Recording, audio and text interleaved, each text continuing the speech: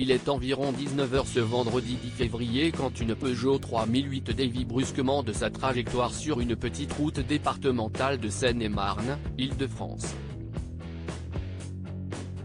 Au volant, Pierre Palmade percute de plein fouet une Renault Mégane engagée dans l'autre sens qui transporte notamment une femme enceinte et un enfant. L'humoriste de 54 ans rentrait à son domicile, un sublime corps de ferme qu'il aurait mis en vente depuis peu.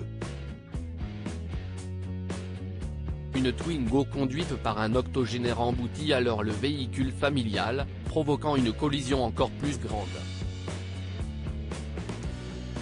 Selon une source policière mentionnée par l'AFP, des témoins auraient vu deux passagers du véhicule de Pierre Palmade prendre la fuite avant que les secours et la police n'arrivent sur les lieux de l'accident pour extraire les corps des victimes et les transporter en urgence à l'hôpital. Les témoignages décrivent deux hommes d'une vingtaine d'années, l'un de type européen, l'autre africain. On ignore encore les raisons pour lesquelles ces deux passagers présumés auraient pris la poudre des campettes, ne prêtant pas assistance aux blessés, indiquent nos confrères du Parisien.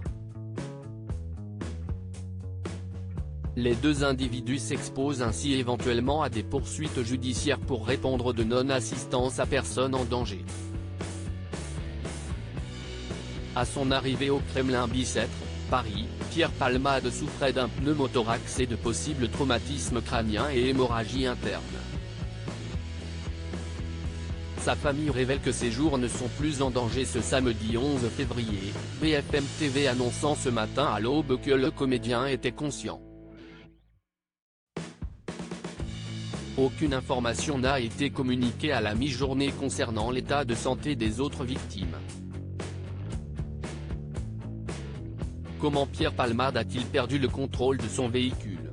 Alors que les caméras restent braquées sur le Kremlin Bicêtre, une enquête vient d'être ouverte pour blessure involontaire par conducteur ayant entraîné une incapacité de travail supérieure à 3 mois.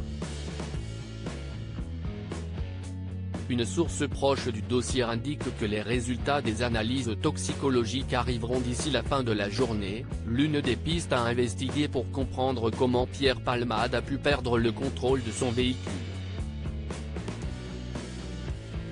Le complice de Michel Larocque se serait déporté sur la voie de gauche sans raison apparente, selon une information publiée par le JDD.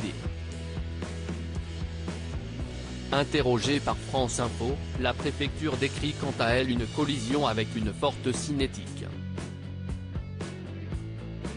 La police poursuit son travail d'enquête tout en recherchant activement les deux témoins en fuite. Aucune thèse n'est privilégiée quant à leur éventuel rôle dans l'accident, ajoute BFM TV.